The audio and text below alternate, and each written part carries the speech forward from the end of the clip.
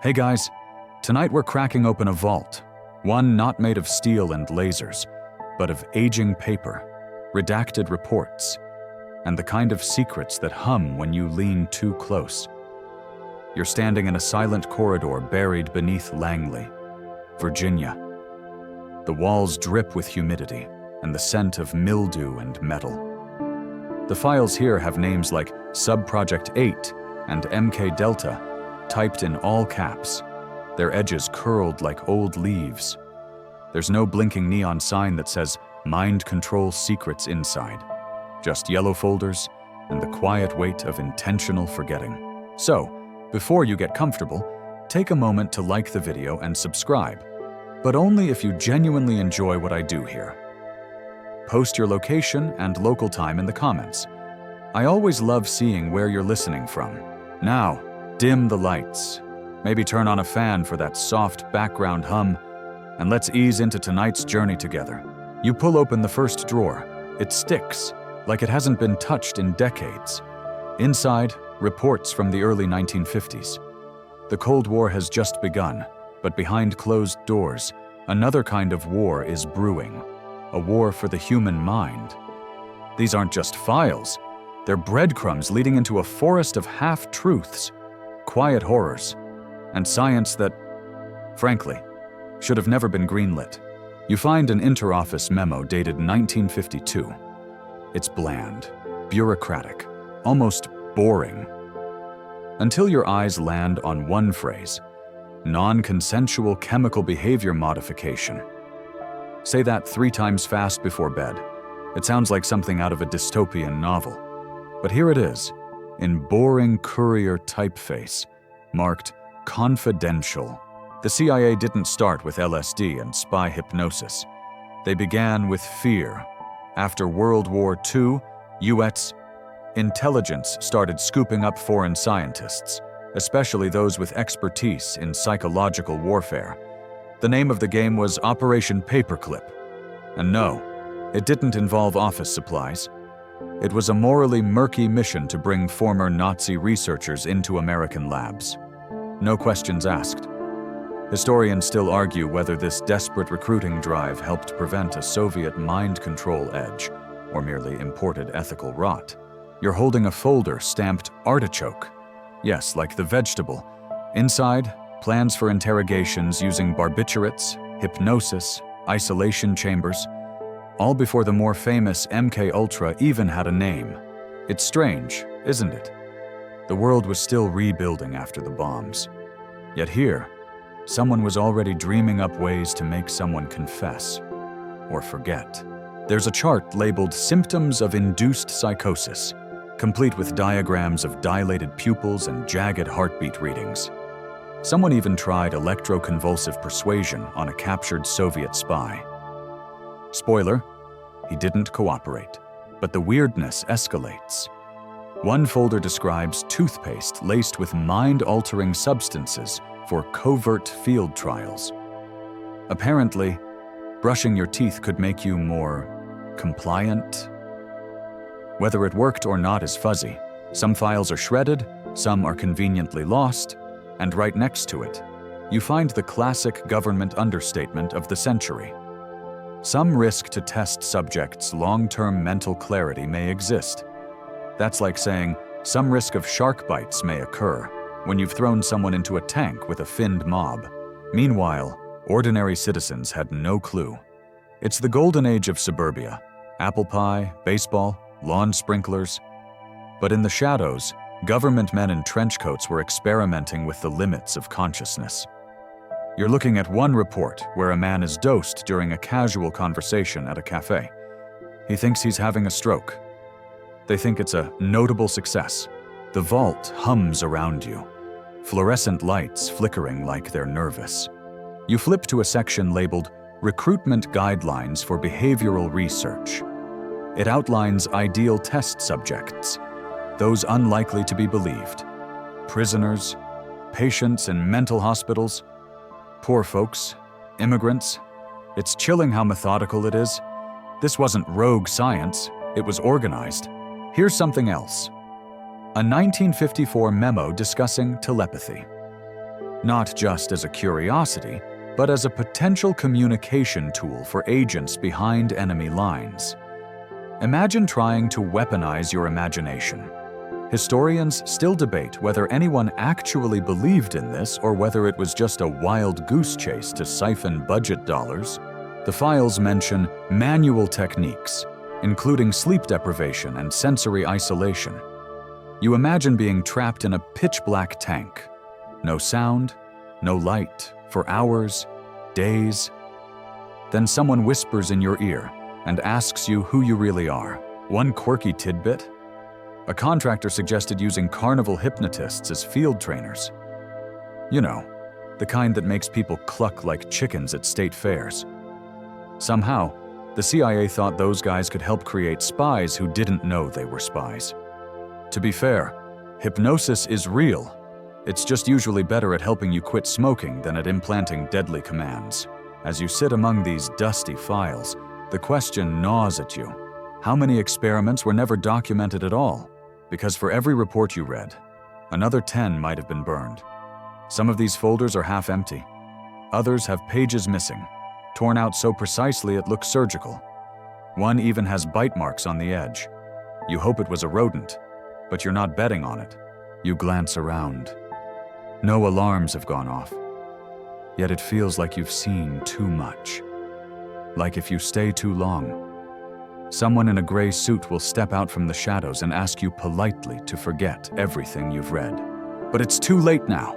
The vault is open, and down the hallway, a door creaks open to something called MKULTRA. Whatever came before was just the warm-up. You follow the echo of your own footsteps, deeper into the archive, down corridors that smell like old paper and government oversight. The fluorescent lights hum above you, as if nervous to illuminate what comes next. You've left the entryway behind.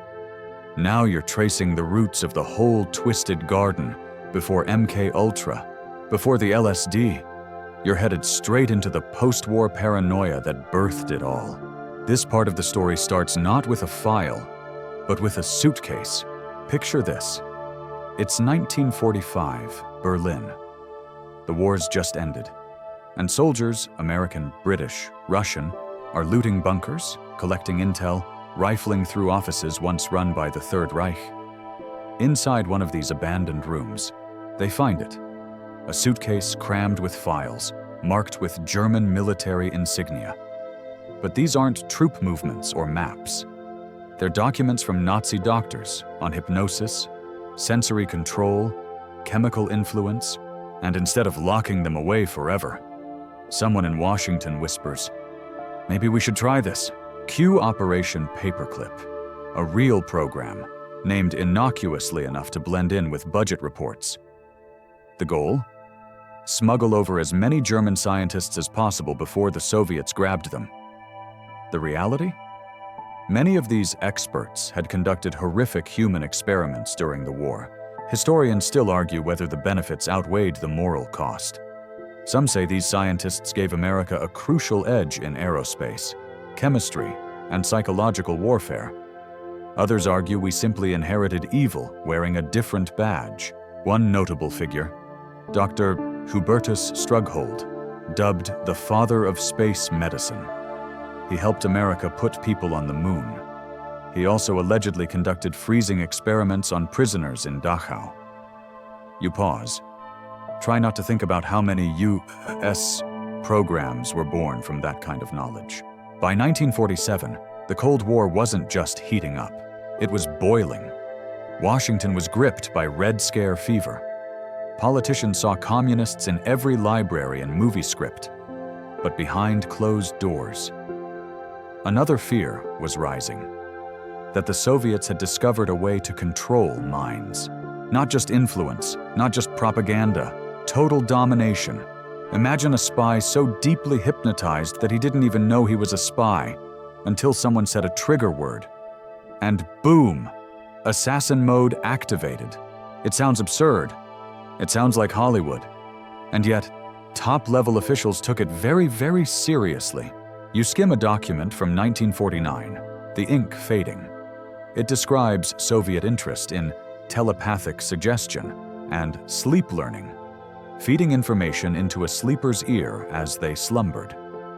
American intelligence responded not with skepticism, but imitation. It led to a string of shadowy programs, each with a name more ridiculous than the last. Project Bluebird, Project Artichoke, and, no joke, Project Chatter, because apparently nothing says deadly secret mind games like a gossip club moniker. In one folder, you find plans to dose prisoners of war with scopolamine, a drug known to induce confusion and compliance. Interrogators thought they could dig out secrets without torture, but instead, they got hallucinations, gibberish, and sometimes unconsciousness. Not exactly actionable intelligence. Still, they pressed on. You read about trials where agents took notes as volunteers or unsuspecting targets, were given chemicals, then asked to recite memorized facts. One poor Navy recruit allegedly started quoting nursery rhymes in Latin. There's no follow-up form, just a scrawled note. No longer reliable, discharged. One of the earliest mind control fantasies revolved around hypnosis. Could you hypnotize a person so deeply they'd act without remembering? CIA researchers studied stage magicians and private therapists alike, hoping to unlock the perfect blend of obedience and amnesia. Here's the fringe bit. One document suggests embedding hypnotic cues in everyday objects, like a playing card or a coin, so agents could activate without verbal triggers. It reads more like a magician's stage trick than a spy technique. But they weren't kidding. At one point, the agency paid for an entire magic act to be used in field training. You pause and lean against a cabinet. Even the metal feels tired. There's something absurd about it all. How men in suits, holding PhDs, gathered in serious meetings to discuss whether toothpaste, dreams, or playing cards could hijack the human will. And yet, the danger was real. Not just to enemies, but to citizens, patients, soldiers. Because, by this stage, the scientists had become so obsessed with breaking the mind open, they stopped caring about how or who they broke. One especially eerie section describes tests on American GIs who'd been told they were participating in fatigue tolerance studies. In reality, they were being dosed with exotic chemicals and deprived of sleep for days. A few ended up institutionalized. The files note this fact with regret. Like someone misplaced a stapler, there's a quote that stands out. "Our goal is to find methods of control superior to physical force. That which cannot be seen cannot be resisted." Let that rattle around your skull for a bit. And of course, all this secrecy was justified under the umbrella of national security. Better to lose a few minds than lose the Cold War. Better to take the fight to the subconscious than risk Soviet victory. At least, that was the excuse written between the lines.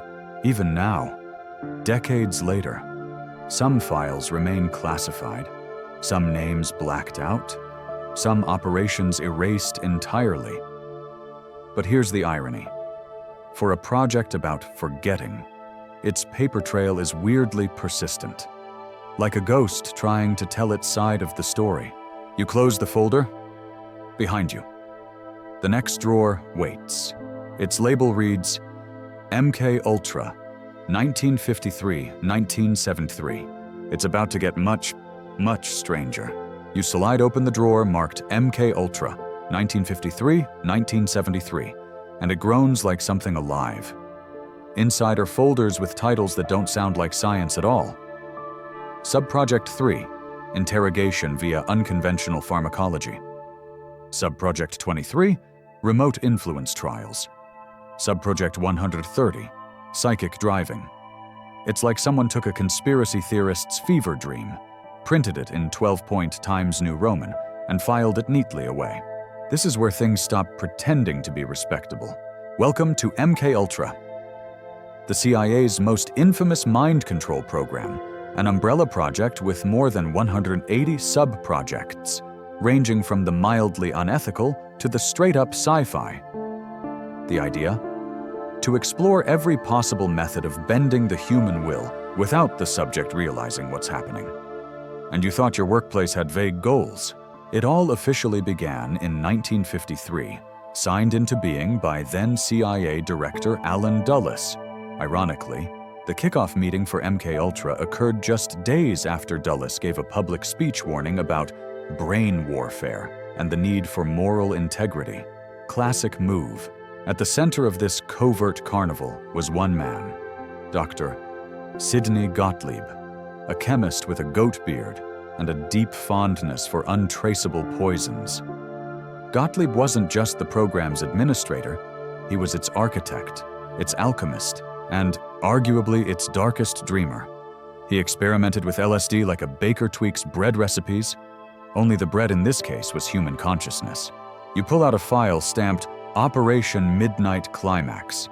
If the name sounds like something from an adult film, well, you're not entirely wrong. Here's how it worked.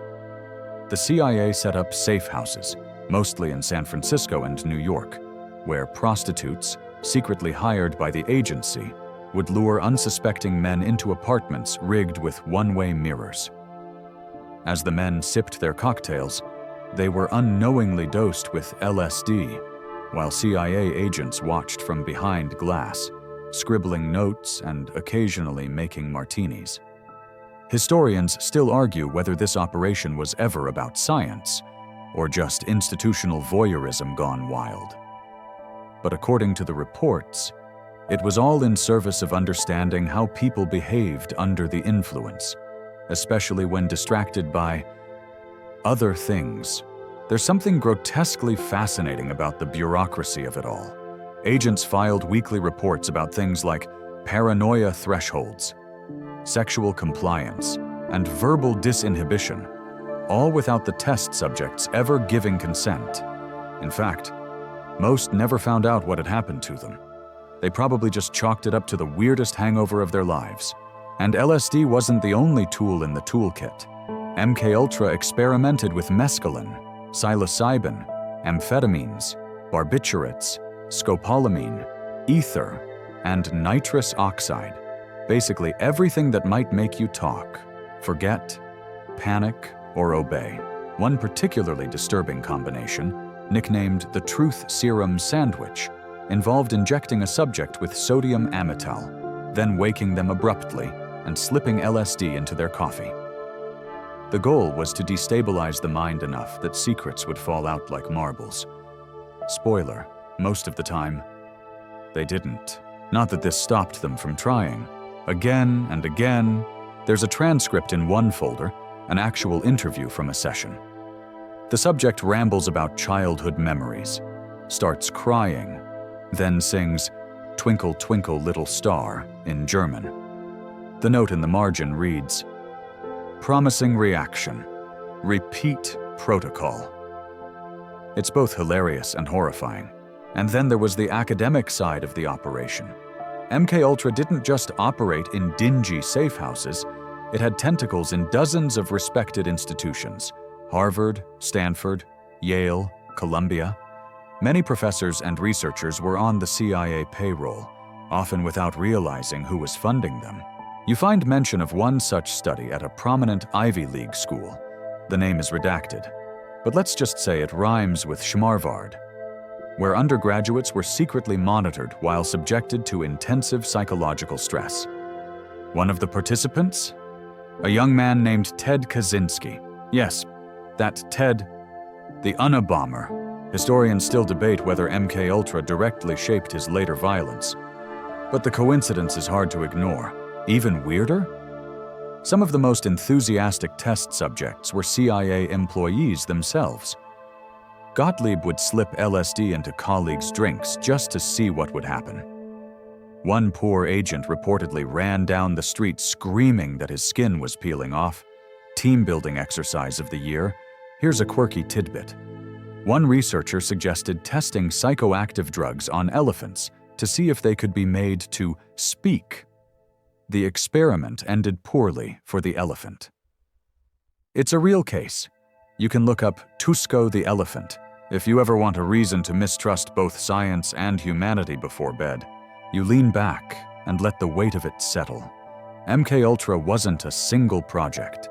It was a sprawling, loosely coordinated mess of curiosity, ambition, and complete disregard for ethics.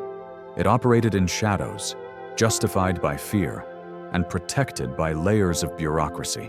But what really gets you is the mindset. The belief that the human mind was just another machine, one you could rewire, reboot, or destroy, as long as it served a bigger mission. There's one more file in the drawer. A faded yellow cover, handwritten notes in the margins. Inside is a simple observation, scribbled by an unknown agent. LSD is unpredictable. We must account for human variables. You smile, just slightly. That's one way to say, we accidentally melted someone's brain today. But the circus wasn't over. Because next, the CIA would leave the lab entirely and take its experiments to the streets, the cities, and eventually, an entire village in France. And you're still following the trail, still peering through the one-way mirror. You close the MKULTRA drawer with a soft click. But its echoes follow you as you step down the corridor. This next folder isn't just strange, it's almost unbelievable. You think it's fiction at first, maybe misfiled. The date is 1951. The location, Pont Saint-Esprit, a sleepy riverside town in southern France where nothing much ever happened. Until one August morning, when it did. Locals woke up to chaos. People staggered through the streets hallucinating, screaming about snakes and fire, throwing themselves into fountains and out of windows. One man tried to drown himself because he believed his belly was full of flowers. Another ran naked across rooftops. Over 250 people were affected. Dozens were hospitalized. Several died. The cause? Bad bread, the headlines claimed. Contaminated grain, moldy rye. But you're holding a document stamped with a different explanation. According to this declassified file, its authenticity debated but never fully disproven, the CIA may have been behind the incident. Part of a covert operation to test LSD dispersal in a real-world environment, outside the lab, on an unsuspecting population. Historians still argue whether this was ever confirmed, but it's been whispered in enough intelligence circles to raise eyebrows and stomachs. The theory is this: CIA scientists working under MKULTRA, perhaps in collaboration with French intelligence, introduced a psychoactive compound into the town's bread supply. Some say it was LSD, others blame Benzene, a hallucinogenic military-grade compound. Either way, the villagers became the experiment, and the town itself became the petri dish. The results were disastrous and illuminating. The reports mention uncontrollable panic, vivid hallucinations, paranoia so strong that priests were called in to perform exorcisms. That's not a metaphor. Real, honest-to-goodness priests trying to fight demons that had been cooked into a baguette. There's even a quirky footnote. A local goat reportedly stopped eating altogether and simply stood frozen in a field for 2 days, staring into the distance. No one ever explained that one. Maybe it was just a very French existential crisis, but this wasn't an isolated case. The CIA, according to surviving records, was keen on field tests. Real people, real environments, real variables. They believed that laboratory conditions were too clean, too predictable. To learn how to weaponize the mind, they needed to get messy. One agent's report describes slipping LSD into a colleague's coffee during a business meeting, just to observe compliance behaviors. The subject spent the next hour trying to fold his tie into a swan.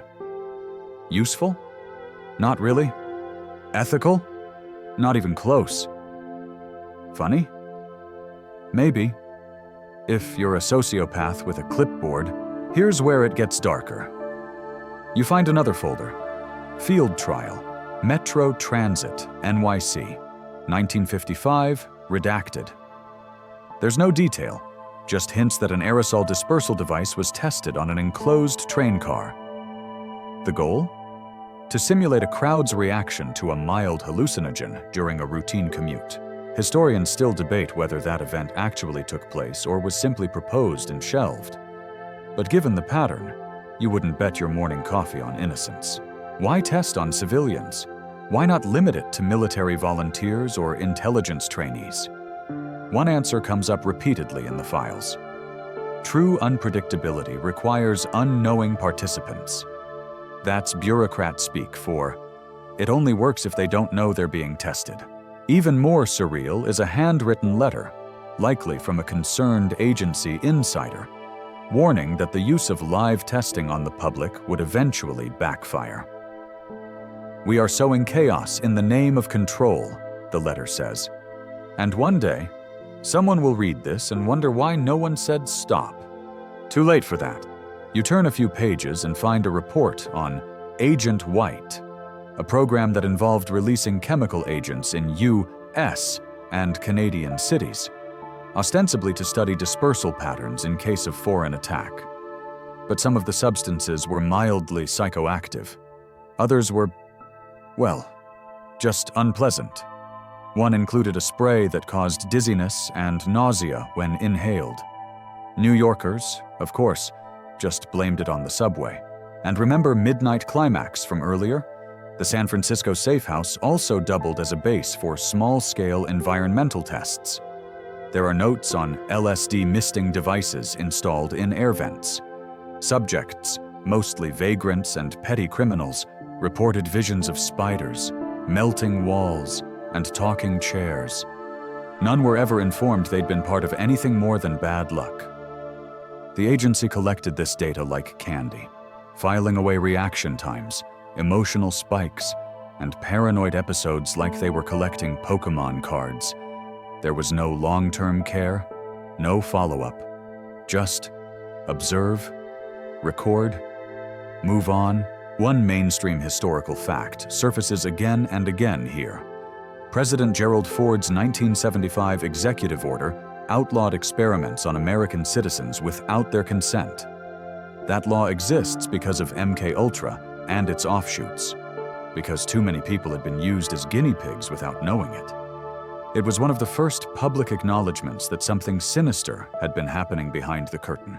Still, even decades later, some details remain classified.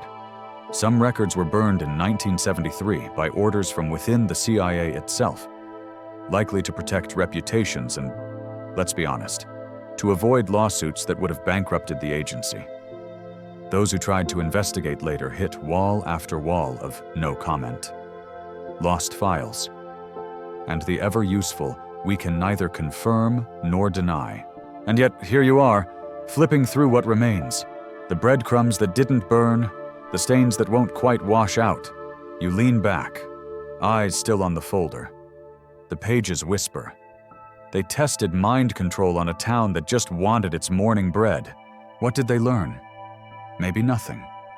Maybe everything. But the bread wasn't the last bite. The next stop takes you to a quiet hospital room in Canada, where patients were not just influenced, but wiped clean. You won't believe how far they went to start over. You're no longer in a vault, or a safe house, or a sleepy French town. You're standing in a pristine hospital ward in Montreal.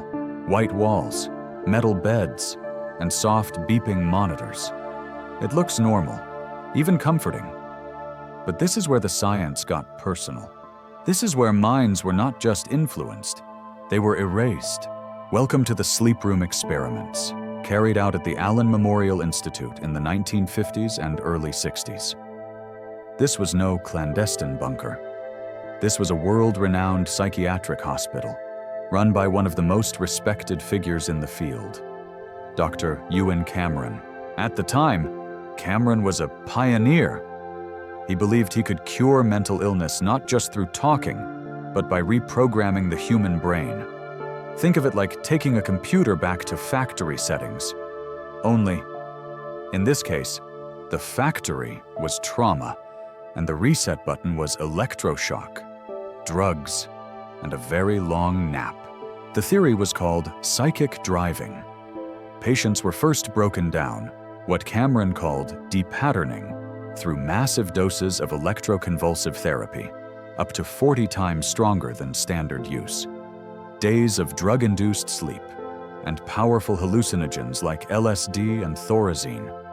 Once their personality was sufficiently scrambled, Cameron played looped messages through helmet-like speakers while the patients lay in bed, sometimes 16 hours a day, for weeks on end. The messages were usually simple affirmations. You are not afraid. You will behave properly. You are loved. But sometimes they were corrections. You killed your mother. You disappoint everyone. These weren't prisoners. They weren't enemy agents. They were regular people.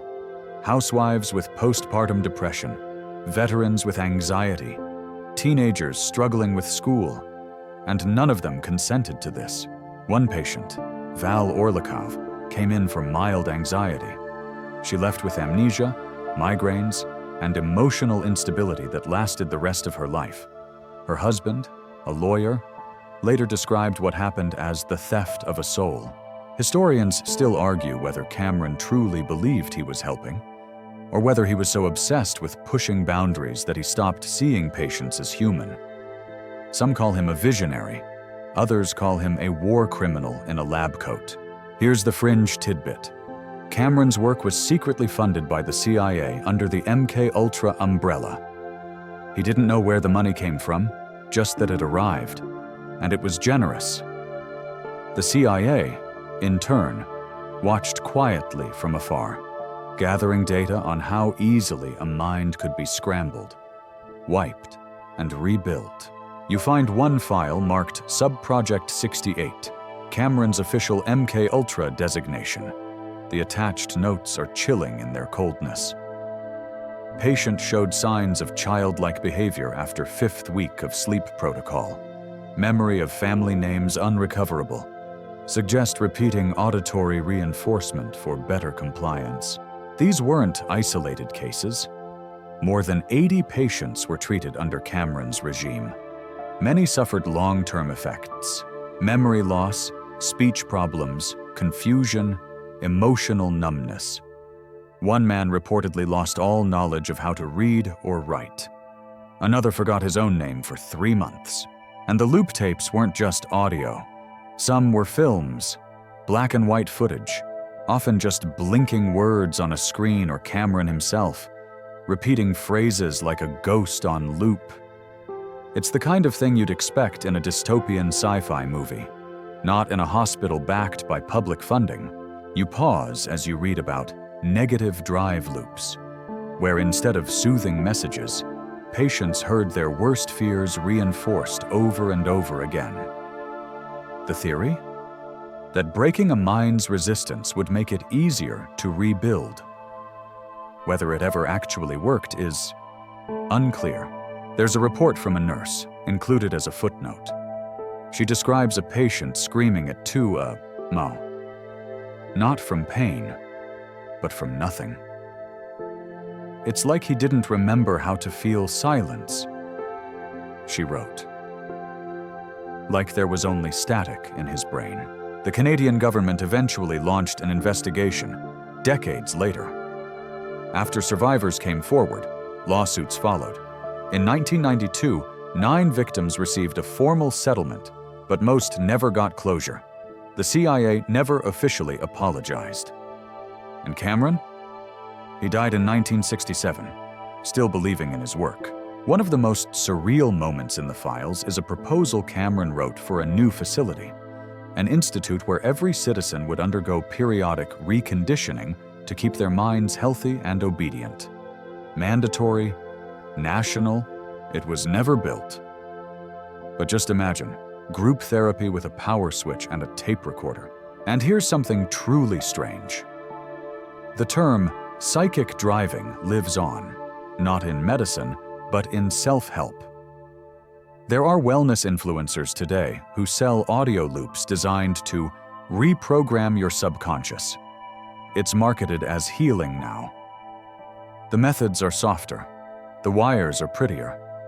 But the ghost of Cameron's idea is still out there, whispering affirmations in digital tones. You look up from the folder. The white walls of the Institute feel closer now, more sterile than soothing. You can almost hear the hum of the looping tapes in your ears. There's something about Cameron's work that sticks with you. Not just the cruelty, but the ambition. The idea that you could edit a person like a manuscript, delete fear, insert loyalty, highlight obedience. But you can't help wondering if they learned how to wipe someone's identity. Did they ever figure out how to put it back? The next folder waiting for you is thin, almost overlooked, but its title is too strange to ignore. Subject: the human tape recorder. And just like that, you're off again. You slide out the thin folder labeled the human tape recorder. It doesn't seem like much. Just a few pages, some handwritten notes, and a black and white photo clipped to the corner. A man in a hospital gown stares blankly into the camera, his eyes unfocused. The caption reads, Subject 112, Repeat Sequence Study, 1960. No one knows his real name. Even the surviving files call him by aliases. Benny. The Mimic. Echo. He wasn't famous, or even particularly memorable, until he wasn't himself anymore. According to the records, Subject 112 was part of a fringe MKULTRA sub-project conducted at an unmarked facility somewhere in upstate New York. Historians still debate where exactly this happened. Some say it was a converted asylum. Others whisper about a private estate rented by the agency under a fake corporation. The only certainty? What happened inside pushed the edges of science straight into the surreal. Here's the premise. Could a human brain be reconditioned to act like a tape recorder, not just remembering words, but playing them back on command, in precise tone, rhythm, and language? The idea came from wartime intelligence.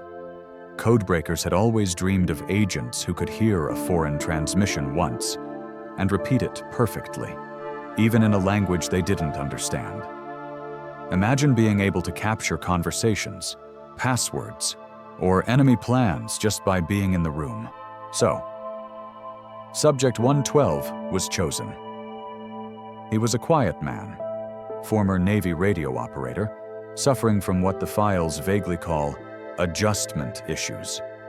He'd volunteered for a memory enhancement program that offered him free treatment and a small stipend.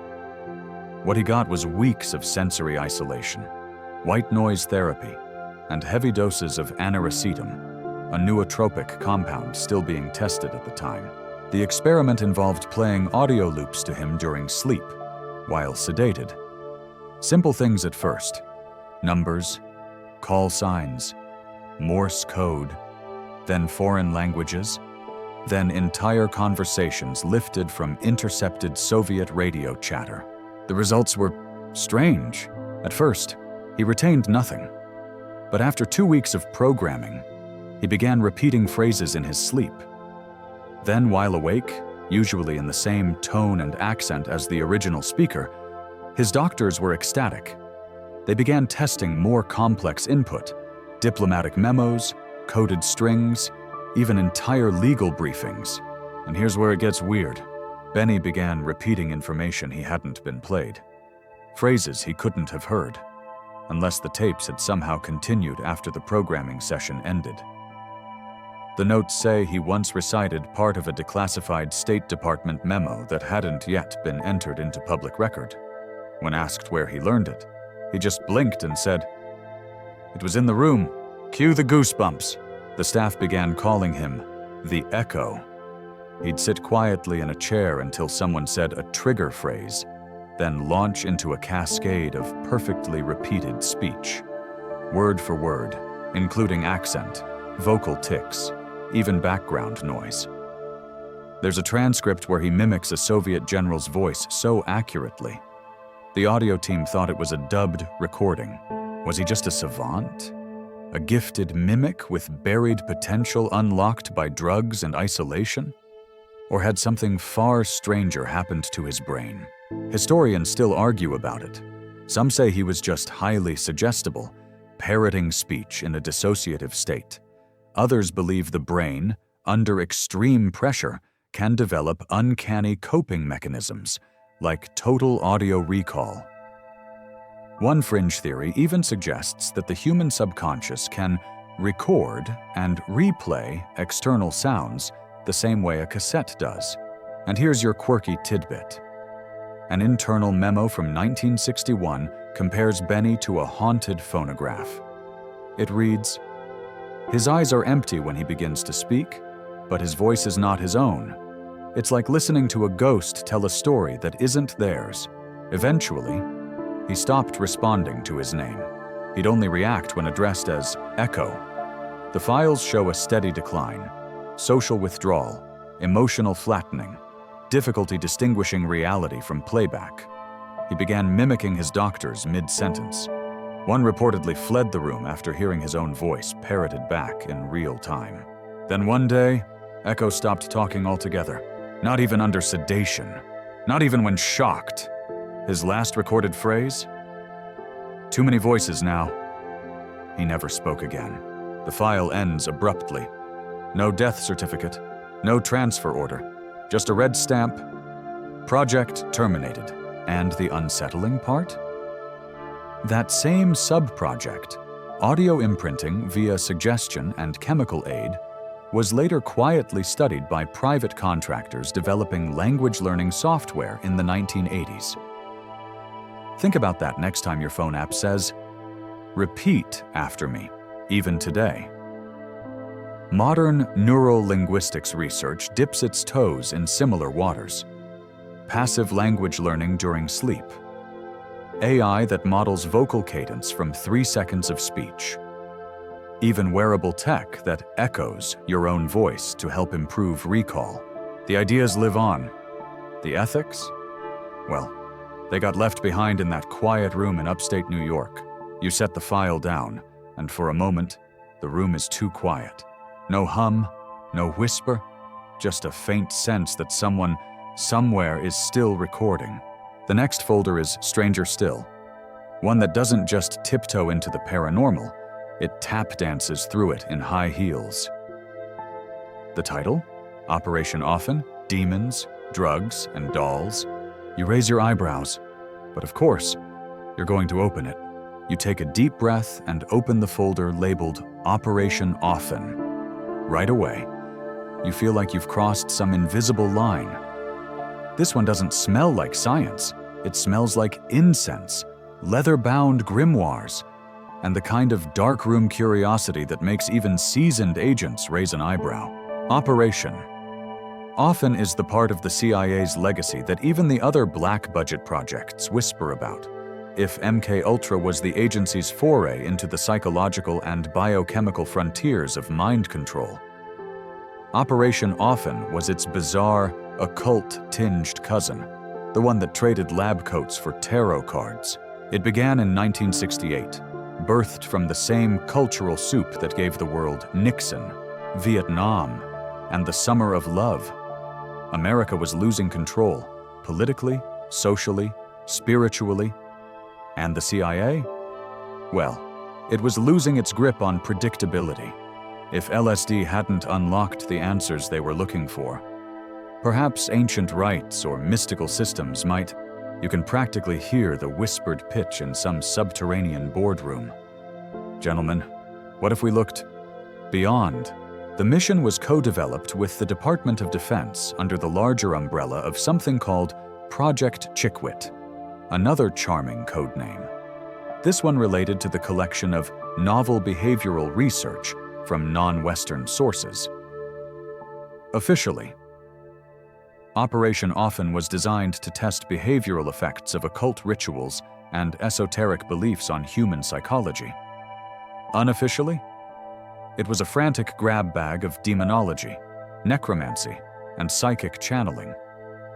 You picture some poor intern tasked with phoning a list of mediums from the back of Fate magazine.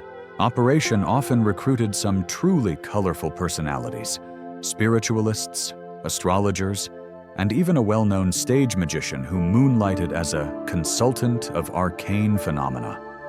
Historians still argue whether this magician was actually Uri Geller, the infamous spoonbender who claimed to receive powers from space beings. Official files redact the name, but hint at a man capable of influencing weak minds through intuitive persuasion. So what did they actually do? Well, for starters, they established connections with practitioners of Santeria, Haitian Vodou, and Thelema.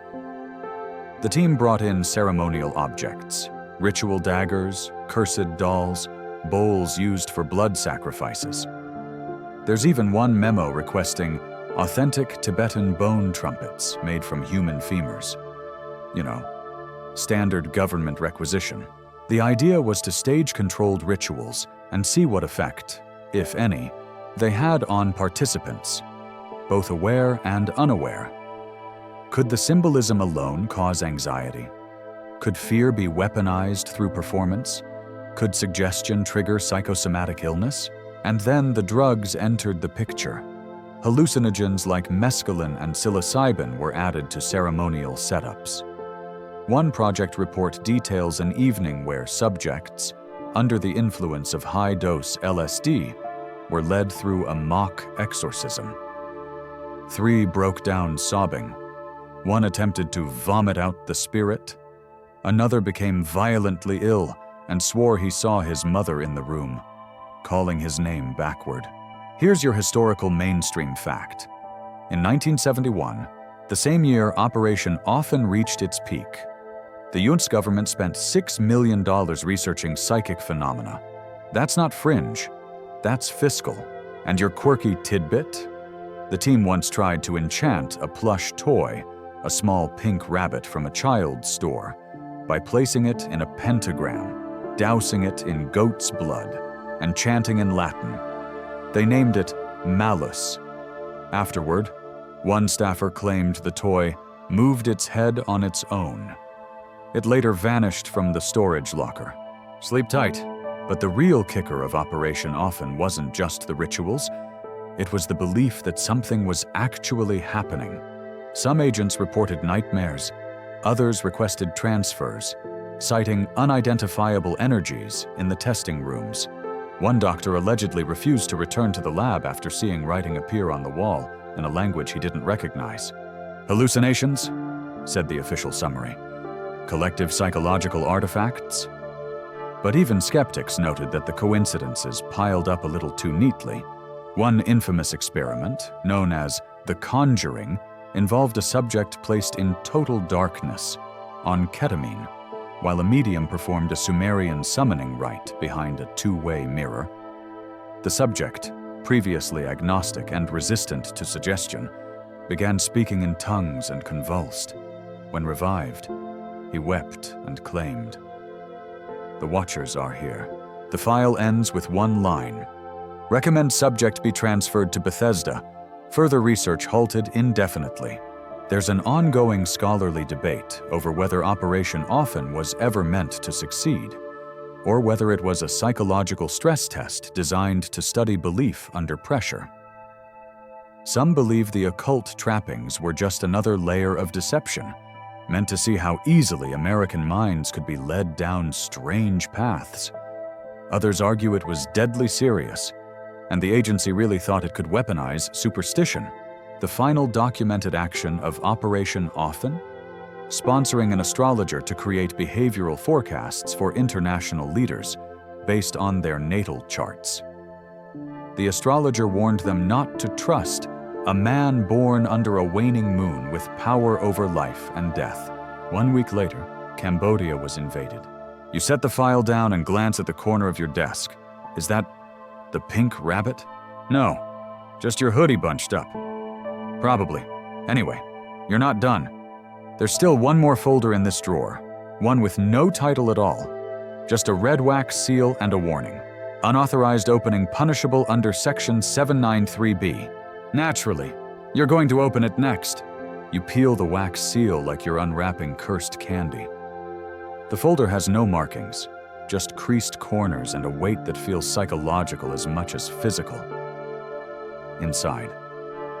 There's a typed cover sheet that reads, Project Stargate, Remote Viewing Applications, Confidential Debrief, 1975-1995. You blink. Wait, Stargate? Not like wormholes and starships. This Stargate was very real and very funded, by agencies who wore suits and shook hands with presidents.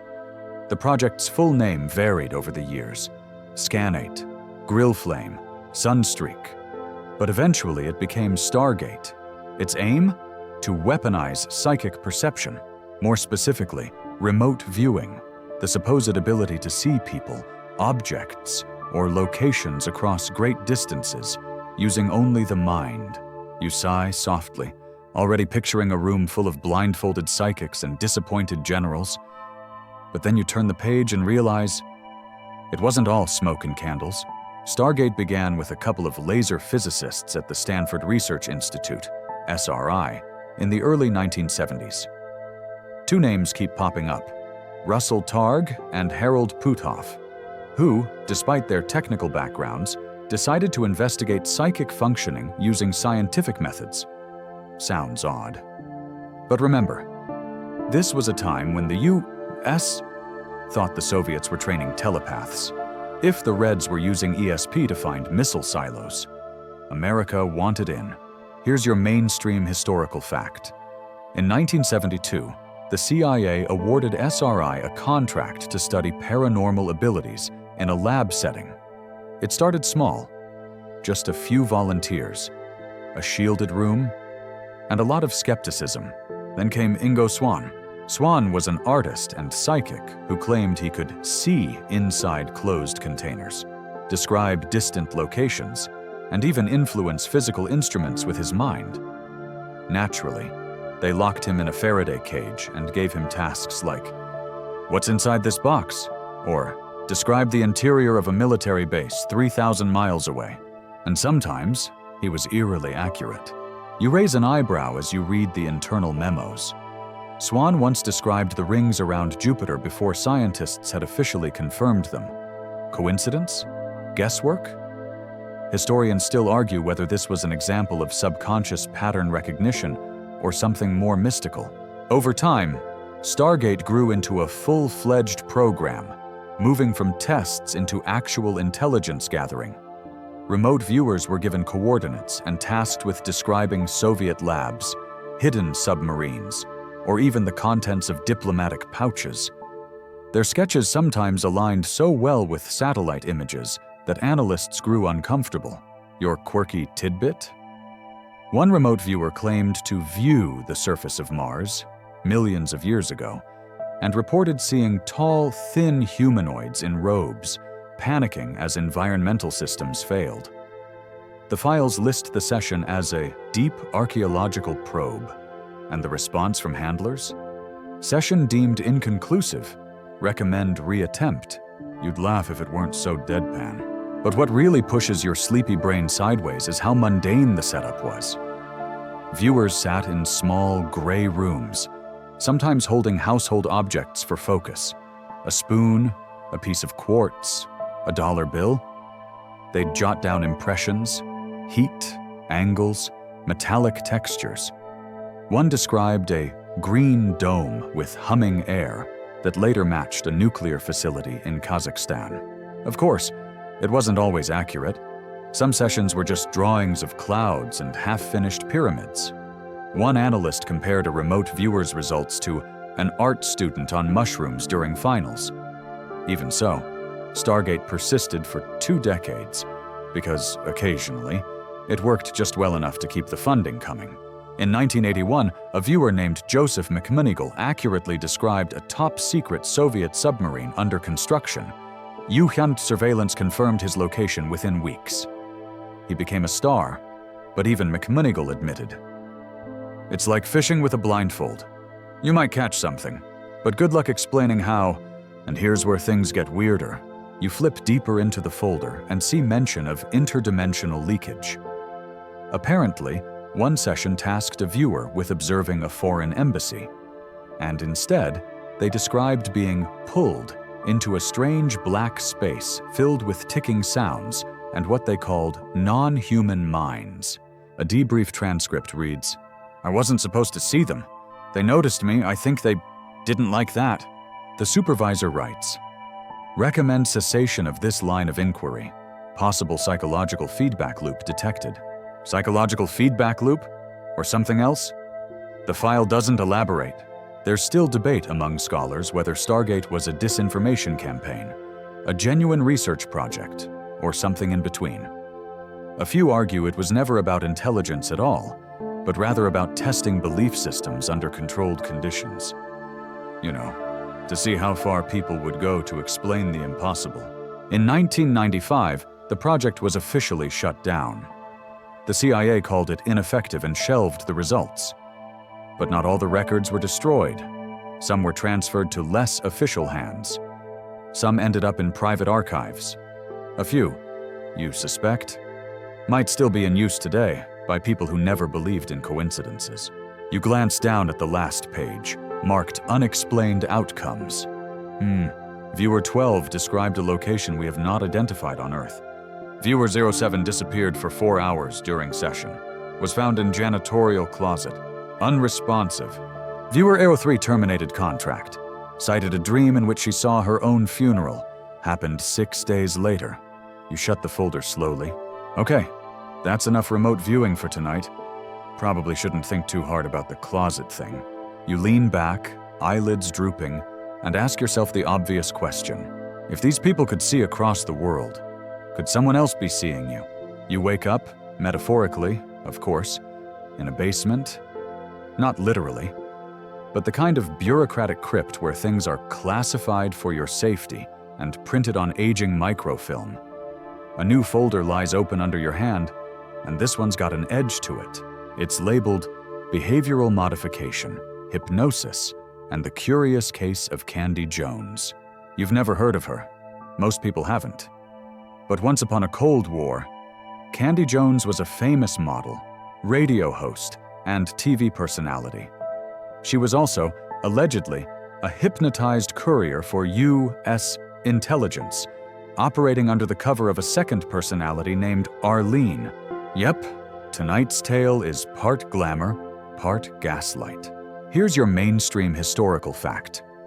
Hypnosis was widely explored by intelligence agencies in the 1950s and 1960s, particularly within CIA projects like MKULTRA, Artichoke, and Bluebird. Their goal?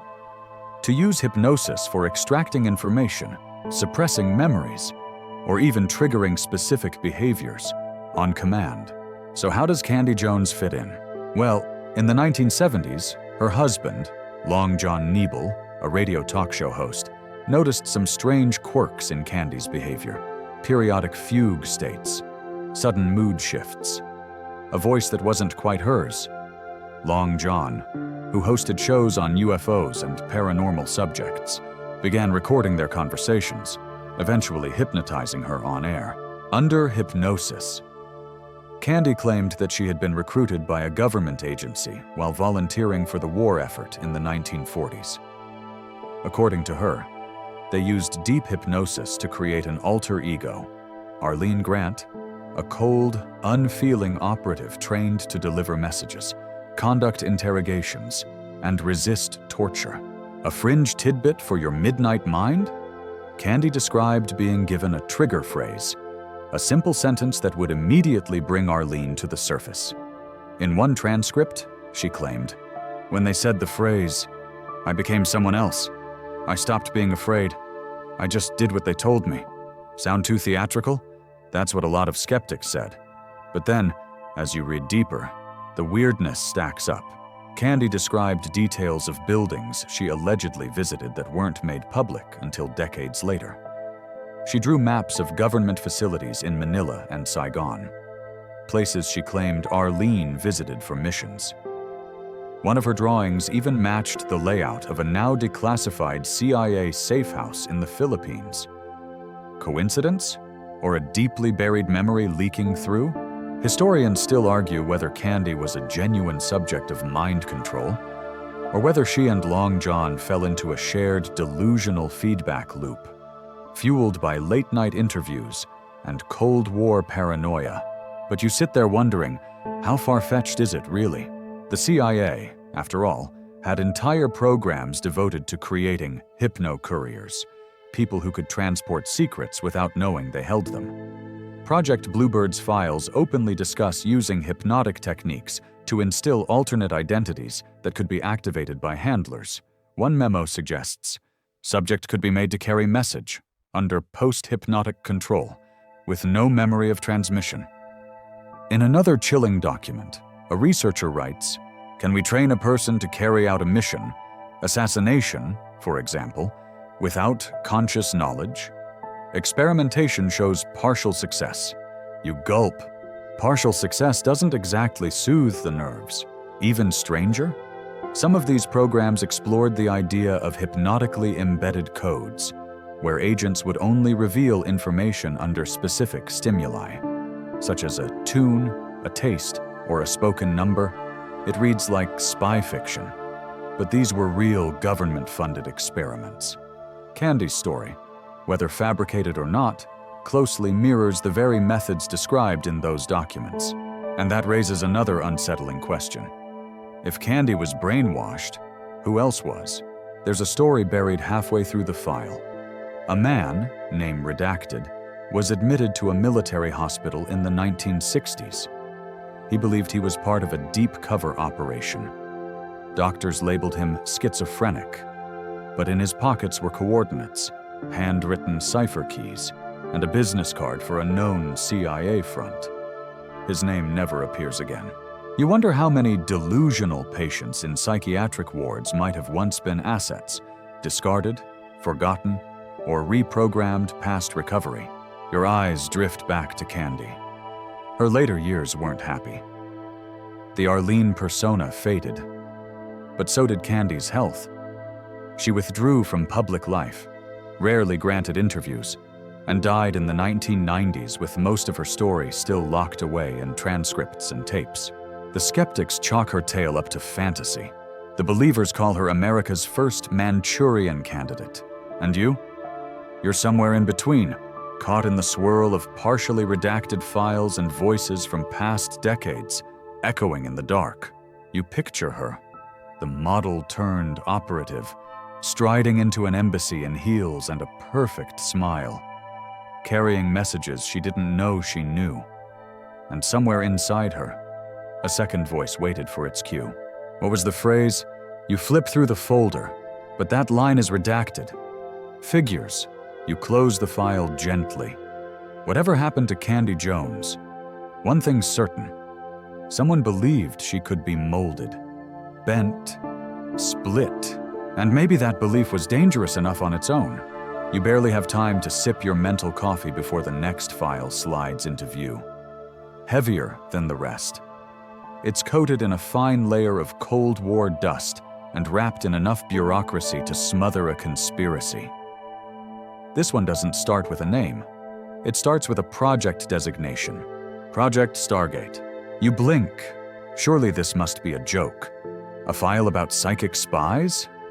But no, this isn't science fiction. This is sanctioned government research into remote viewing, clairvoyance, and the weaponization of extrasensory perception. Yes, the MKULTRA. Army and CIA really did funnel millions into training psychic operatives to see through walls, peek inside Soviet missile silos, and locate downed aircraft using nothing more than their minds. And no, you're not dreaming yet. Here's your mainstream historical fact. Project Stargate ran from 1978 to 1995, employing soldiers, scientists, and even self-proclaimed psychics to test whether the mind could operate independently of the body in military reconnaissance. It was based at Fort Meade, Maryland, and included names like Ingo Swann, Pat Price, and even the occasional appearance by spoon-bending showman Uri Geller. The idea? That under strict protocols, someone could enter a meditative state, describe an unknown location, and sketch what they saw, all without ever having been there. Sounds absurd, right? Well, here's your fringe tidbit. Sometimes it worked. One viewer correctly described a Soviet submarine facility in the Arctic, months before satellite confirmation. Another pinpointed a kidnapped general's location in Lebanon. And while skeptics chalked these hits up to luck or cold reading, the military brass remained intrigued. Very intrigued. You're handed a transcript now. It's yellowed and annotated in red pen. A viewer sits in a dimly lit room, noise-canceling headphones on, eyes closed. The target is a random coordinate. Nothing more, but out of nowhere, the subject begins mumbling. There's water, flat, cold, concrete edges, a dome, steel, something underground. When later shown a photo of a secret Soviet naval base, one hidden in a fjord and featuring a massive radar dome, they say, "Yeah, that's it. That's what I saw." Historians still argue whether these successes were legit or cherry-picked, exaggerated in the retelling.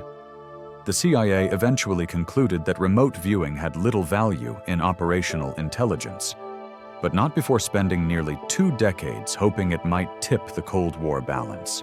You picture the analyst, hunched at a desk, trying to turn a psychic's doodle into a missile trajectory.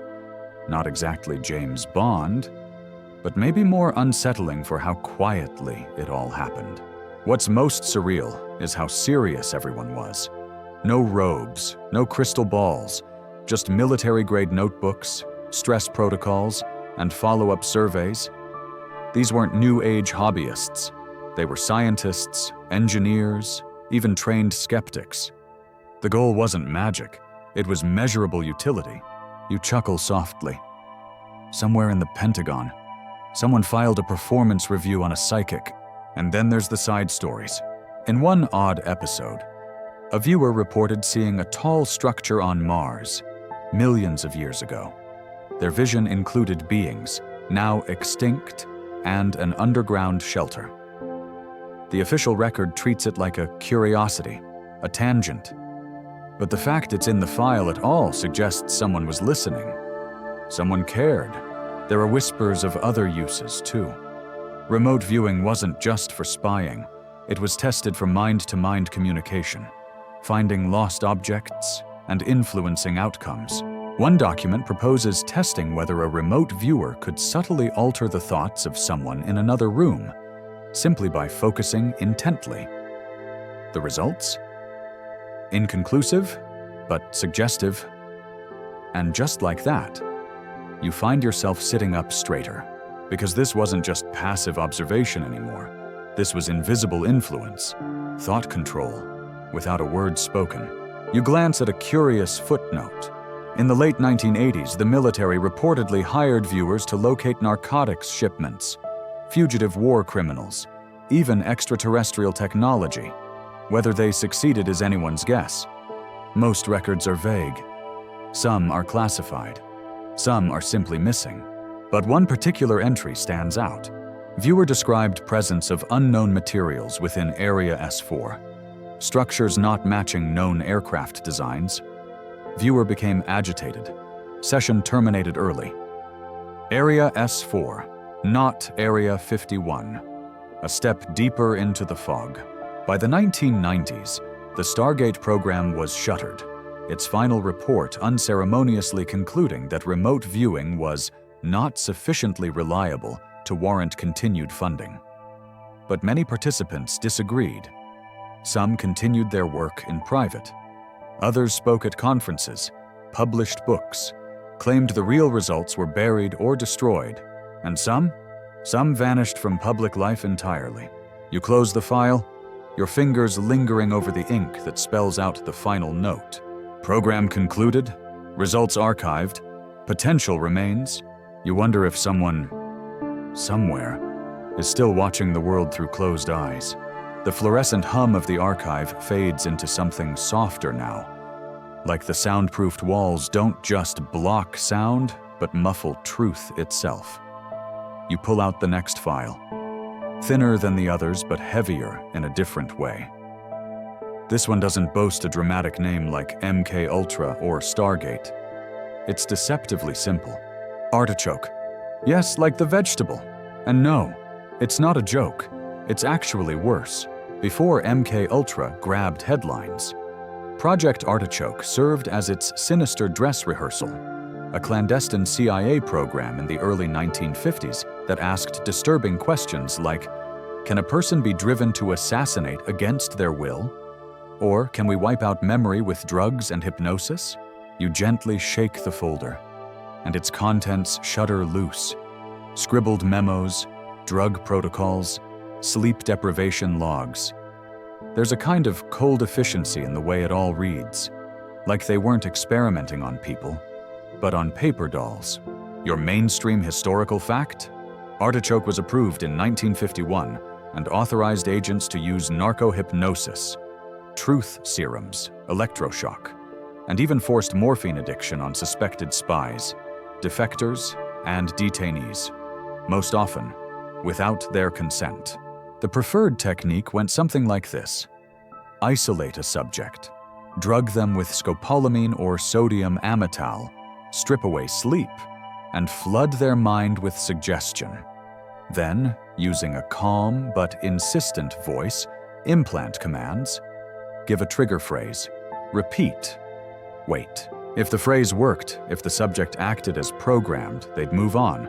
If not, increase the dose. Try again. Here's your fringe tidbit. Some agents swore they could create a Manchurian candidate, a sleeper assassin who wouldn't remember their orders until activated. One case involved a captured foreign operative who allegedly carried out a task, then slipped into an amnesiac fog. When interrogated, he swore he had no memory of doing anything at all. Did it really happen? Historians still argue whether Artichoke ever succeeded in full behavioral control, or whether it simply broke people beyond repair. In one documented session, a subject was pumped full of barbiturates and then yanked awake with amphetamines while being screamed at in multiple languages. Yes, really, the hope that the mental chaos would reveal hidden truths. It mostly revealed mental breakdowns. Another report speaks of using hypnosis to simulate multiple personalities, so the subject could partition secrets from even themselves. Think about that. The goal was to make someone hide secrets in their own mind, a kind of built-in encryption, sealed behind trauma and suggestion. You wonder who wrote these protocols? Probably someone in a crisp suit, sipping black coffee, nodding at a chalkboard filled with diagrams like confession curve and suggestion arc. You can imagine the meetings.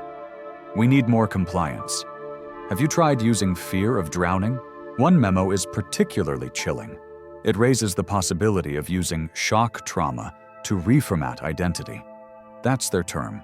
Not psychological damage, not collapse. No, reformat. Like the human brain is a hard drive. The target? Prisoners of war, refugees, uncooperative subjects. Another document proposes drugging a person in a foreign embassy, questioning them in a trance, and then erasing the memory before returning them to the cocktail party. Elegant in theory, horrific in practice. And then, of course, there's the part they really hoped to hide. The terminal experiments. These weren't meant to be seen. But tucked in the folder's edge is a faint carbon copy labeled "Not for Dissemination." It hints at tests done overseas, beyond jurisdiction, involving prolonged isolation, sensory deprivation, and full memory wipes. Some test subjects reportedly disappeared. One name recurs, B25. That's not a code name. It's a room, a padded cell in a black site hospital. No clocks, no mirrors, no sense of day or night. The longest recorded confinement? 27 days. The subject emerged incoherent, unable to remember their own name, and prone to screaming when shown a light bulb. And yet, this was called a success. You pause here, because it's getting harder to process. These weren't just fringe experiments. They were part of official intelligence doctrine. The files even include how-to guides, with cheerful titles like Best Practices in Inducing Post-Hypnotic Amnesia and No, Before You Ask, None of this was fiction. Not a movie. Not a novel. These are real U.S. government documents. Many were declassified by accident. Others pried loose through lawsuits. Some remain missing. The language is bureaucratic, clean, like trauma can be filed under actionable insight and erased with the stroke of a redaction pen. You notice one final file slip. It's handwritten, barely legible. A field report from an operative in Eastern Europe. They describe attempting an artichoke interrogation on a suspected double agent. The subject, halfway through the session, suddenly stopped speaking, stared at the wall, and began reciting random strings of numbers. For 3 hours. Later, those numbers were checked. They matched missile coordinates. But how did the subject know? Or did the interrogation unlock something buried too deep for conscious memory? There's no conclusion.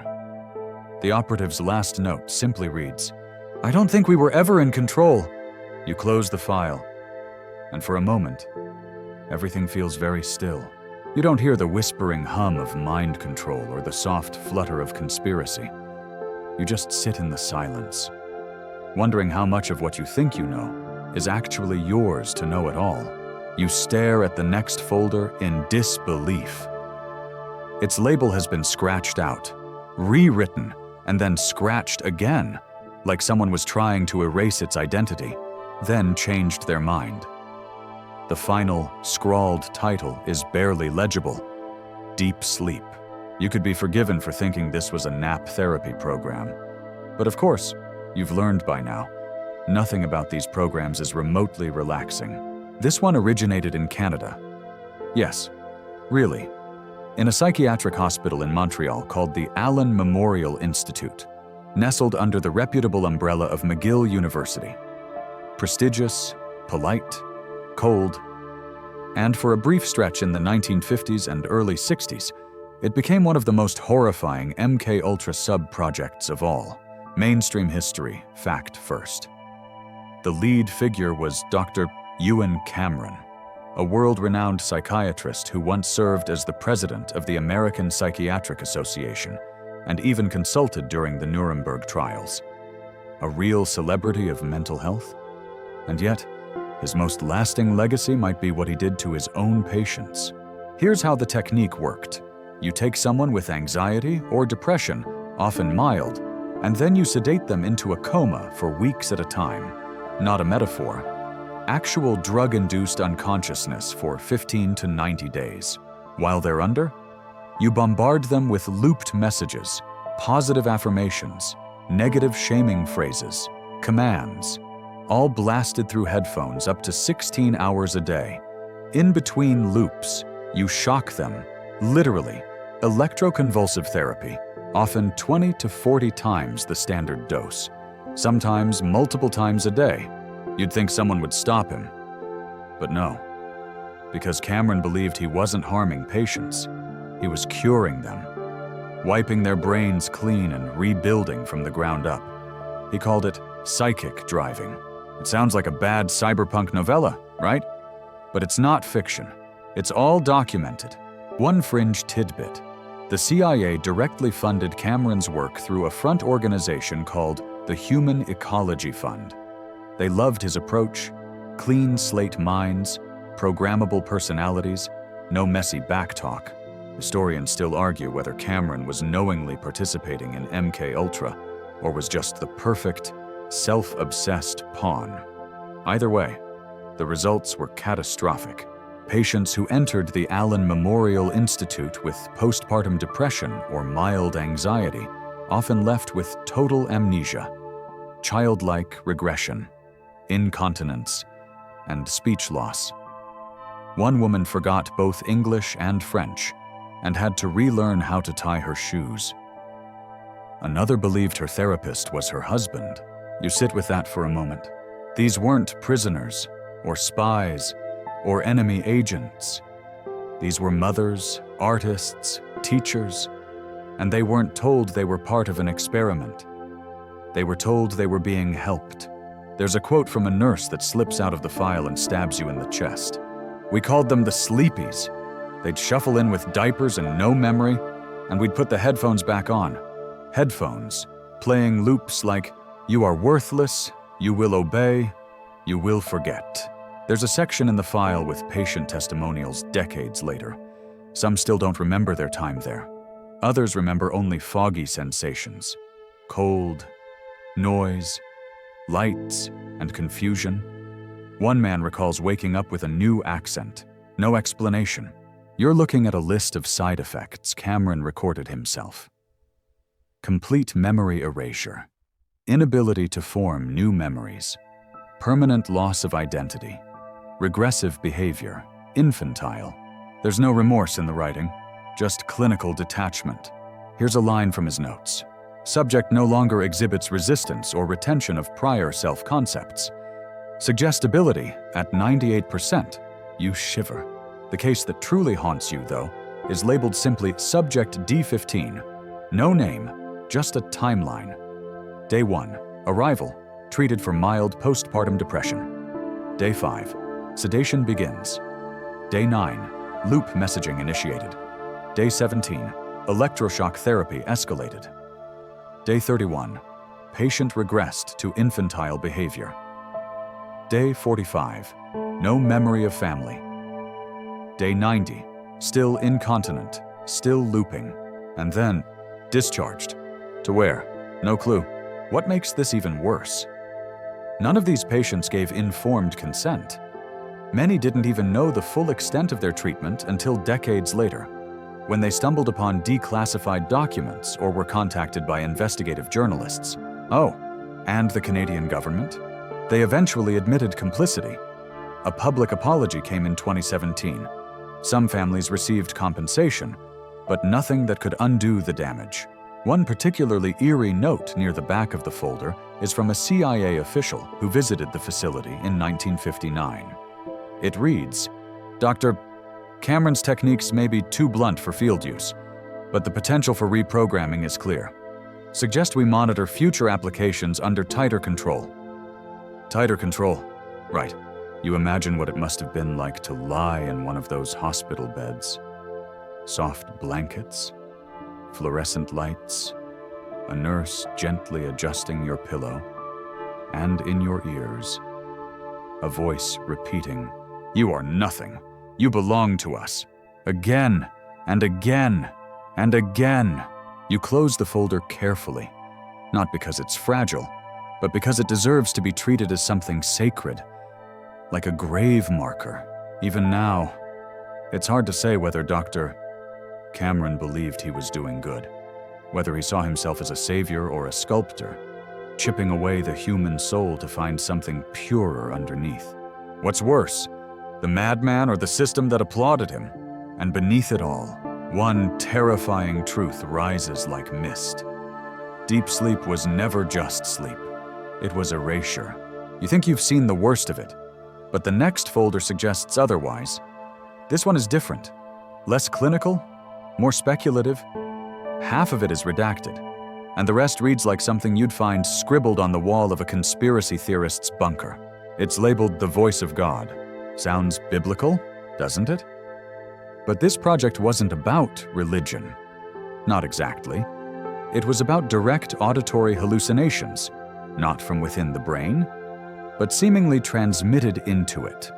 In simpler terms, weaponized sound that only you can hear. You rub your eyes and double-check. But no, this isn't some sci-fi movie pitch. It's part of a real category of experimentation involving microwave auditory effects.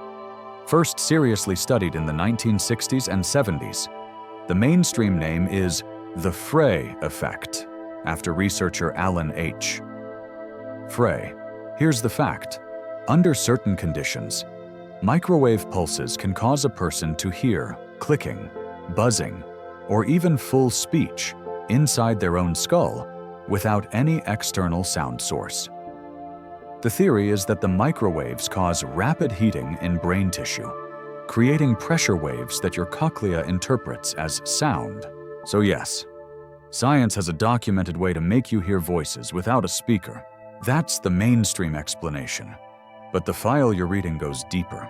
The CIA and military saw this as a potential gold mine, a way to implant commands, cause panic, or simulate divine experiences. One memo refers to it as synthetic telepathy. Another jokingly calls it Yahweh in your ear. According to one fringe tidbit buried in the notes, an early prototype was tested at a U.S. embassy compound. Not officially, of course. The device, no larger than a briefcase, allegedly made test subjects report hearing messages like, "Do not resist. Stay calm." This is your conscience speaking. The subjects thought they were going mad. Historians still argue whether this technology ever left the lab or if it was mostly theoretical. But some incidents keep surfacing, too strange to ignore. Take the Moscow signal from the 1950s to the 70s. USS embassy workers in Moscow reported headaches, fatigue, and vague psychological effects. It turned out the Soviets were beaming microwaves at the building for decades. No one knew why. Some believed it was for eavesdropping. Others suspected something darker. The U.S. Response? They didn't stop it. They studied it. Quietly launched a classified project called Pandora to monitor the embassy staff and see what long-term effects might emerge. And here's where it gets weird.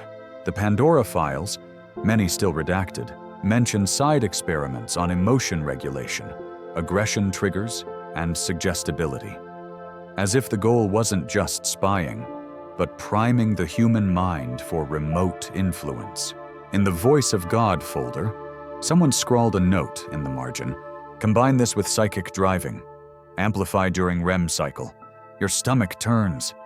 You remember Cameron's patients, looped voices while asleep? What if you didn't need headphones at all? You just beam it in. One report from 1991 is especially unnerving. A Gulf War soldier claimed he heard God's voice telling him to lay down his weapon. Others around him heard nothing. It was dismissed as combat stress until similar claims surfaced in multiple locations across multiple units. Always the same, a calm, commanding voice urging surrender. Coincidence? Mass delusion? Or something else? The file never confirms the use of a finished device, but it offers chilling possibilities. Imagine walking through your neighborhood, and suddenly, without warning, you hear a message in your mind. You are being watched. Obey the instructions. No one else hears it. You spin in place, confused. The voice repeats, "Turn left. Enter the alley." Would you trust your sanity? That's the true horror here. Not just control, but isolation. Targeted influence so personalized that no one around you even knows it's happening. There's no need for torture or loudspeakers anymore. The war is in your head, and only you are fighting it. One diagram in the file shows a potential deployment model, a drone flying above a protest. On board, a directional microwave emitter, focused, silent, invisible. Below, a person suddenly hears, "You are in danger. Leave now." And they do. They walk away, dazed, leaving the crowd behind.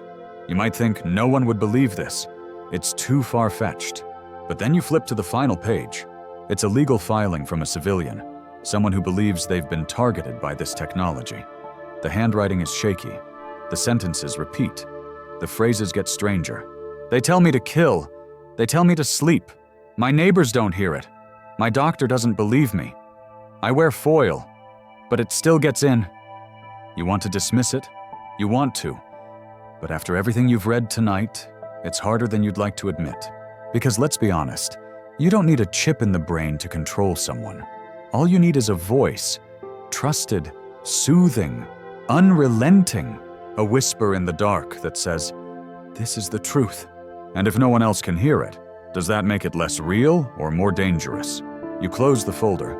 The file's last line isn't written in ink, but scratched into the cardboard like someone did it with a key or fingernail. Make it stop, and you can't help but wonder, what if it never does? The next file is stiff with age, the paper brittle. the ink bleeding slightly at the edges like a dream trying to remember itself. No digital printouts here, just decades-old typewritten memos, notes scribbled in the margins, and the faint scent of mildew and tobacco. This one is labeled Sleep Programming Trials, 1964-1983. You shift uncomfortably, already uneasy with what you've seen. But now, the theme turns more intimate, not just manipulation or surveillance, but something far more invasive. Planting ideas in the human mind while it sleeps. Picture it. You, in bed, asleep, peaceful, vulnerable. Now imagine someone standing just outside your dream, slipping messages into the stream of unconscious thought, without you ever knowing. That's not just the stuff of science fiction.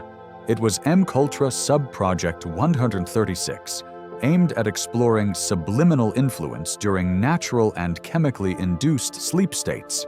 The mainstream science behind it rests on a simple premise. Your brain doesn't fully shut down when you sleep. In certain stages, especially REM and hypnagogia, you're more suggestible, more emotionally responsive, and less critically aware. So what happens if someone speaks to you then? The military, the CIA, and even some corporate labs wanted to find out. A mainstream fact: sleep learning, also called hypnopedia, has been studied since at least the 1920s. By the 1950s, companies were already selling records with phrases like, "I am confident," and "I do not fear public speaking," meant to be played while you dozed. It sounded innocent, but the technology only got more sophisticated. By the 70s, government labs were experimenting with layered audio, where commands were buried under white noise, heartbeats, or natural sleep sounds. The surface track lulled you. The sublayer whispered things like, "You will comply. This room is safe." You remember nothing, and because the voice was technically below conscious detection, often masked by ambient tones, your waking mind never realized you'd been listening. One of the memos reports on positive behavior modification in prisoners, including reduced aggression after several nights of subliminal exposure. Sounds good on paper, until you notice the next file. Directive compliance under duress. A fringe tidbit tucked in the corner mentions a 1974 incident involving a military contractor's teenage son. Apparently, the boy was found reciting long strings of numbers and names he had no reason to know. The father had brought home experimental tapes from work, allegedly accidentally played near the kid's room. Historians still argue whether those tapes contained actual commands or just garbled data. Some claim it was an innocent mistake. Others say it was a quiet demonstration. Even the mind of a child can be shaped in the dark. You run a finger down a page filled with line after line of possible command phrases. They read like some dystopian catechism. Follow the leader. Stay where you are. You are not in pain. Forget the dream. It's hard not to feel your skin crawl, because it's not just what you do, it's what you don't remember doing. One particularly chilling test describes inducing mild sleep paralysis in volunteers while playing audio designed to create a false waking memory. The subjects, when asked later, swore they had walked down a hallway, spoken with a doctor, or signed a form. None of which ever happened. You suddenly remember all those times you've jolted awake, convinced something happened, but unsure what. Just shadows on the ceiling, right? Just your imagination, right? The science moved forward. Quietly. With digital tools in the 80s, they could now fine-tune tone, cadence, and timing. Some tapes were even tailored to individual subjects, based on psychological profiles. The goal? Maximum internalization. The most terrifying part isn't the science, it's the banality of the language used in the files. They don't say mind control. They say compliance shaping, dream state suggestibility, and ideation modulation. It's not a monster, it's a clipboard, One entry you can't unsee is from 1981, involving a subject labeled Lima 11. According to the notes, she began reporting dreams of someone standing beside her bed, murmuring reassurances, asking her to sign something, then vanishing. She became agitated, claiming she'd agreed to something, but couldn't say what. The team labeled it Sleep Distortion Artifact, but her file ends with a note in red. No further tests? Subject unstable? You wonder if she ever slept soundly again. And then, toward the end, you find something almost comical. An old advertising pitch from a corporate contractor hoping to commercialize the tech. Imagine learning a new language while you sleep, it says. Or reducing workplace conflict with nightly kindness affirmations. The same subliminal system used in experimental sleep conditioning, now rebranded for HR departments and self-improvement apps. You laugh, a little, but it catches in your throat, because suddenly, every white noise machine, every sleep meditation playlist, every binaural beat YouTube video, you start to wonder, what's under the surface? Would you know? Could you tell? And if the voice says, everything is fine, go back to sleep. Wouldn't you want to believe it? Especially now. The folder feels colder in your hands now. Though nothing in the room has changed. You're not even sure what you're holding anymore. A document, a ghost, or maybe just someone else's nightmare that started to echo in your own mind. The last file is thicker than the rest. It's labeled the erasure protocols, and that's when it really hits you. Everything you've read, the electroshocks, the psychedelics, the fake psychiatrists, the dreams whispered into sleeping ears, none of it was meant to survive. You're not supposed to be reading this. No one is. This final section doesn't describe new experiments. It catalogs what came after. Operation MKULTRA had already become a liability by the mid-1970s. The CIA knew it. Congress knew it. The journalists were circling like sharks. So the strategy shifted. Not denial.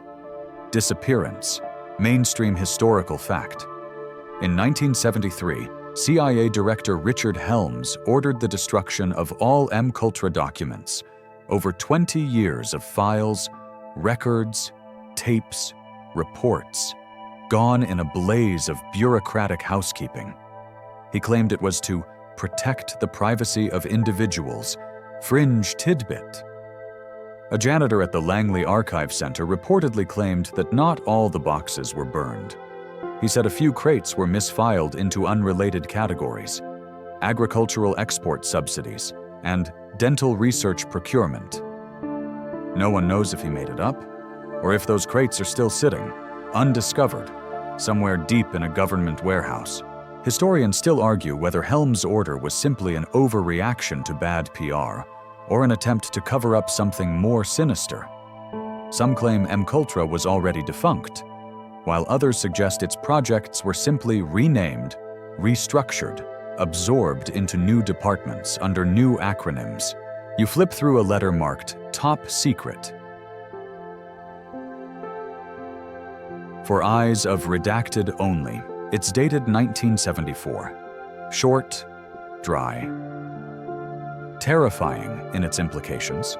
Discontinue overt exploration under MKULTRA heading. Redirect viable subprojects into Deep Well and Lantern Sphere protocols. Redact subject identities. Negative media inquiry, Triton plausible deniability protocol, Zeta 6. Reframe recovered memories as delusional. Initiate containment.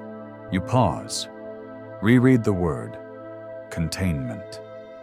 Not closure, not apology. Containment. The pages that follow detail systematic discrediting campaigns. A researcher who got too vocal? Suddenly mentally unstable? A patient who spoke to a reporter? Labeled a schizophrenic with attention-seeking delusions. And they weren't entirely wrong. Many of these people were broken by the experiments themselves. One especially haunting profile is of a woman known only as Subject 0092. She reported recurring dreams of drowning in a chair bolted to the floor, of wires in her teeth, of being told her name was someone else's. She tried to contact a journalist in 1975. 2 weeks later, she disappeared. The file just ends with the line, "Case closed. No further action required." You realize now, this section isn't just about erasing paper. It's about erasing people. Anyone who remembered, anyone who still had pieces of the puzzle. The final folder feels like an epilogue written in real time. Some of it is nearly modern. Emails, PDFs, internal memos dated as late as 2002. One line catches your eye. Legacy protocols viable for adaptation to digital environments. Memory manipulation vectors under review. Wait, what? The room feels smaller suddenly. The world louder. Because what began as reel-to-reel tapes and basement clinics might still be running, just under a new name. You think of the apps on your phone, the ads that feel too specific, the moments you forget why you walked into a room. What if we never stopped? What if we just got better at hiding it? The narrative in front of you ends without fanfare. No explosion, no grand reveal, just a quiet summary. Historical documentation must be incomplete by design.